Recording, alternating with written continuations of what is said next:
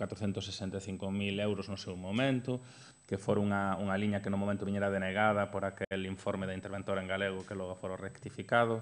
E entón, o que vimos presentando ao longo destas últimas xuntas de goberno son todos os proxectos de mellora do alumeado, as diferentes zonas en 4 fases. Esta é a aprobación da cuarta fase, afecta accións específicas na rúa Clara Campo Amor, na avenida de Lugo, na avenida Camilo José Celo e na avenida Gonzalo Torrente Ballester.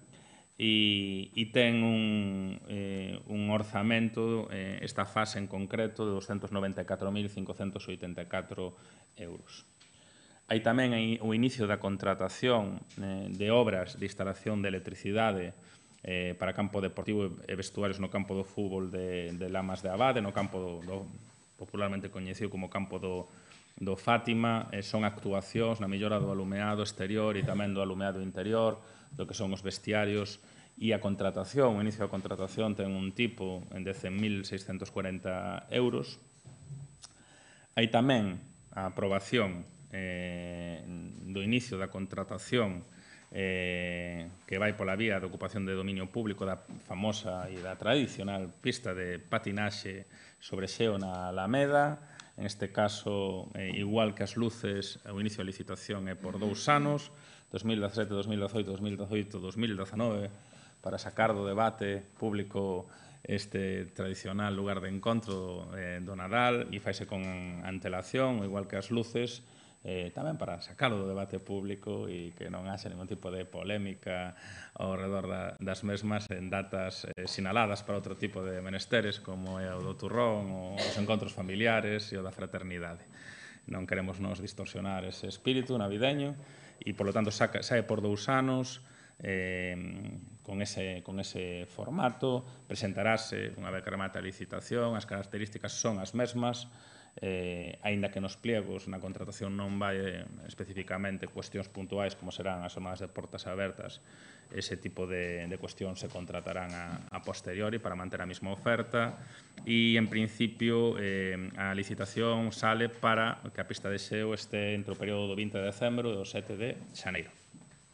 Ainda que sabedes que logo pode haber autorizacións de ampliación de prazos, igual que houve ao longo de outros anos. Logo hai tamén o inicio da licitación do que é todo a cuestión de prendas da Policía Local e a valorios diversos por unha cantidad de 99.000 euros e ten que ver ca uniformidade e cos recursos que afectan o Corpo da Policía Local. E logo deuse conta do que foi un concurso que quedou deserto e que tiña que ver ca xestión da cafetería da Granxa do Xesto. Fixos unha aposta por cubrir a xestión desta cafetería a través de centros especiais de emprego, a súa totalidade, é dicir, a que concurra calquer empresa ou persoa a título individual para a xestión da mesma. Temos a posibilidade todavía de iniciar un proceso negociado. Nos parecía interesante ocupar ou empezar a poñer en marcha xestións de estructuras municipais a través de centros especiais de emprego, e ese foi o motivo polo que o sacamos. Aínda así, non pechamos aínda esa posibilidade, independentemente de que se poida voltar a cubrir en un concurso aberto. E isto é todo. Disculpademe o tomo mellor lento, pero onte o pleno rematou ás 12 da noite e xa casi quedamos a dormir aquí, co cal... Pois precisamente vende comparece a José Hernández para criticar que se llegara esa moción con nocturnidade e alevosía en apoio ao referéndum catalán. Nocturnidade e alevosía. Un alcalde radical, antisistema, e que por primeira vez na historia hacía de Santiago por a lei. A ver, primeiro por tranquilizar o verbo excitado de Agustín Hernández. Primeiro, non se levou con ningún tipo de nocturnidade e alevosía, porque as razóns que justifican a moción teñen que ver co que aconteceu o día anterior en Barcelona e porque na xuntanza e xunta de portavoces da mañán informouse os portavoces desa iniciativa.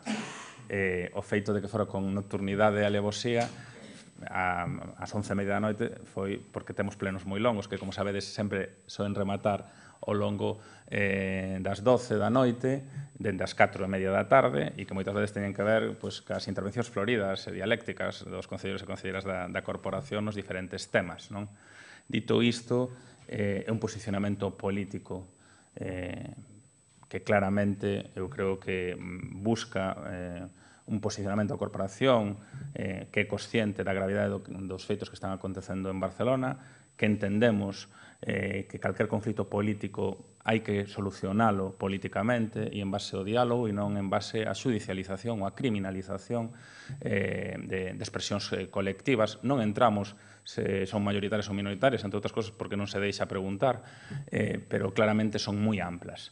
Entendemos e vemos con moita preocupación o que está pasando en Barcelona. Creemos que pode ser un punto de non retorno nas relacións entre Cataluña e o conxunto do Estado, e eu creo que a moción que aprobamos no día de onte está en redes para que calquera poda ler. É unha moción que aposta polo diálogo, que evidentemente aposta polos dereitos civís, que pranta e non pisa, e que manda unha mensaxe de que, é dicir, as cuestións e os conflitos en democracia únicamente se poden solventar con máis democracia, non con represión.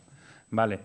Dito isto, un posicionamento político. Resulta curioso que Agustín Hernández, representante do Partido Popular, que na anterior legislatura, conjuntamente con outros alcaldes e outros concelleiros, puxo fora da lei de maneira reiterada o Concello de Santiago, fala de que poñemos por un posicionamento político a fora da lei ao Concello de Santiago. É dicir, Agustín Hernández presidiu un goberno de concellos e concelleiras non electos despois de múltiples imputaciones e sentencias judiciais. E el fala de que por posicionarnos políticamente colocamos fora da lei o Concello de Santiago e por actuar en base á nosa conciencia e en base aos nosos principios. Eu supoño que esa é a tónica que nós de alguma maneira queremos combatir. A criminalización, a xudicialización do discrepante, a situación que se está a dar, que vemos con moita preocupación de recorte de dereitos civís. E entendemos que tiñamos que facer esa posición, porque é certo que o que aconteceu o xoves desta semana en Barcelona establece un antes e un despois, e seguramente pode establecer un punto de non retorno. E nos parecía importante que a capital do país se posicionara políticamente, igual que están facendo múltiples medios de comunicación internacionais, múltiples estados, porque é de sentido común falar da necesidade de abrir un diálogo, de solucionar políticamente os conflitos políticos ca política, e non ca represión. Eso sí, non me vou a tomar por personal os adxectivos que se nos dedican, porque fala... Quen pisa, pisa, e quen está pisando continuamente, pois está pisando, e quen utiliza esa linguaxe belixerante e belicosa, feno conscientemente. Aquí hai xente que non ten ningún tipo de interés en solucionar ningún tipo de conflito, únicamente de enquistalo. Nós non somos desos, nin nós, nin o BNG, aquí en Santiago. E constame que, aínda que votara de maneira diferente, tampouco o PSDG. Porque un pode legítimamente discrepar, pero para eso estamos no espazo político. Agora, adxetivar, insultar, colocar fora da lei, xa lle gustaría a Agustín Hernández que por opinar ahora nos poñamos fora da lei e por posicionarnos políticamente. Ao mellor é o que a él lle gustaría, pero nós non estamos nese.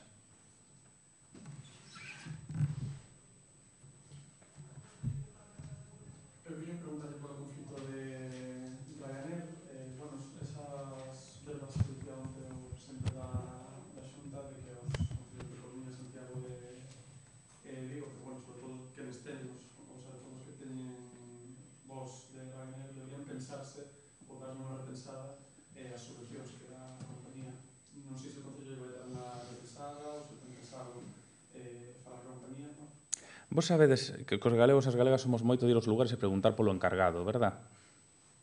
É dicir, levamos anos aquí no país, as cidades, e os galegos e as galegas preguntando polo encargado de quen debera coordinar a política aeroportuaria do país, que supostamente tería que ser a Xunta de Galiza. Intentou non hai anos actuar de encargado, pero cando veu que a cuestión era complicada, agochouse. Entón o encargado nin está nin se espera por él. Nos preguntamos continuamente. E cando hai calquer conflito, ademais de non exercer, sale a dar leccións. Creo que o señor Feijóo, e yo dixen en moitas ocasións, debe liderar o espacio de coordinación, incluso as liñas de financiación das aerolíneas, debe arbitralas, non debe establecer que se sexa un campo de libre puxa para os concellos, e tamén debe exixirlle ás empresas como nos lle faremos o cumplimento. Nós non estamos satisfeitos co que está acontecendo en Ryanair, a propia concelleira vai a reunir este luns coa empresa, vai trasladar na xuntanza unha posición explícita de malestar e de exixencia de subsanación do que está acontecendo, pero dito isto resulta curioso que o encargado, ademais de non aparecer nunca, apareza para protestar. Iso non é encargado nin é nada.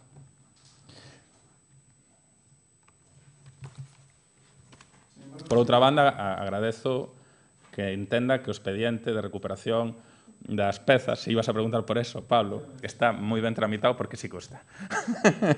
Sí que está porque levamos semanas traballando de maneira silente, porque houve historiadores que documentaron o expediente, porque eso demostra que a titularidade municipal e temos que falar positivamente que no día de onte adoptaranse acordos por unanimidade para recuperar un patrimonio que é da cidade de Santiago.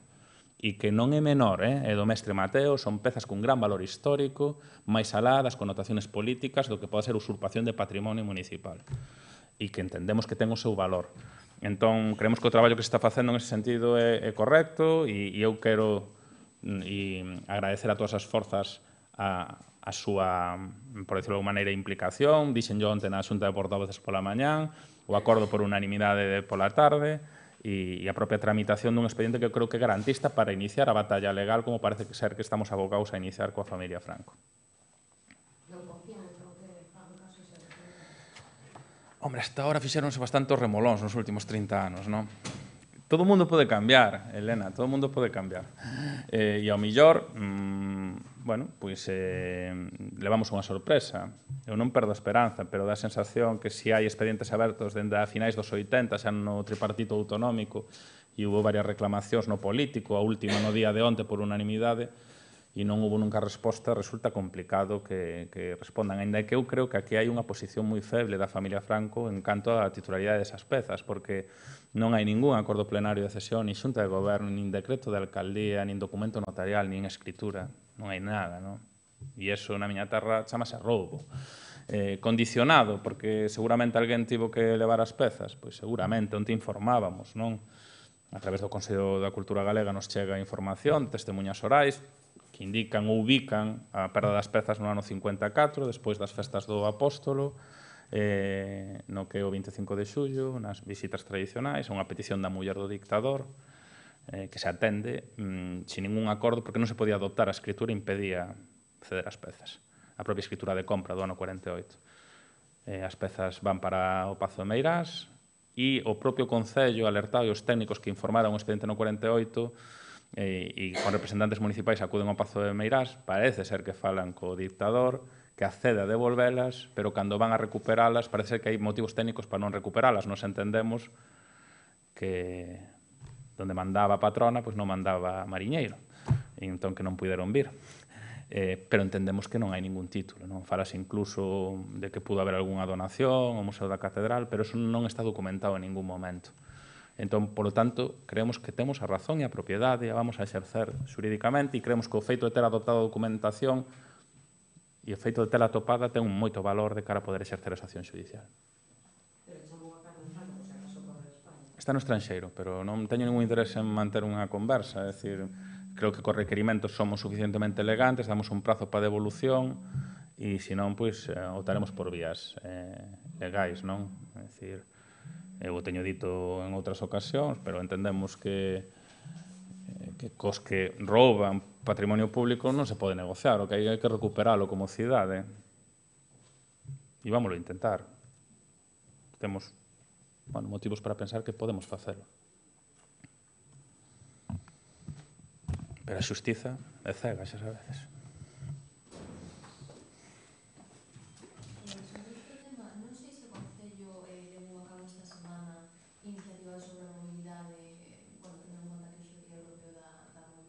Sí, levamos con un programa que se presentou en rolda de prensa con múltiples actividades, tanto na rúa como en charlas e en coloquios. Non teño aquí ahora mismo o programa porque se presentou, non sei que día se presentou, Inés, pero logo cho pasamos. De feito, ainda se siguen celebrando.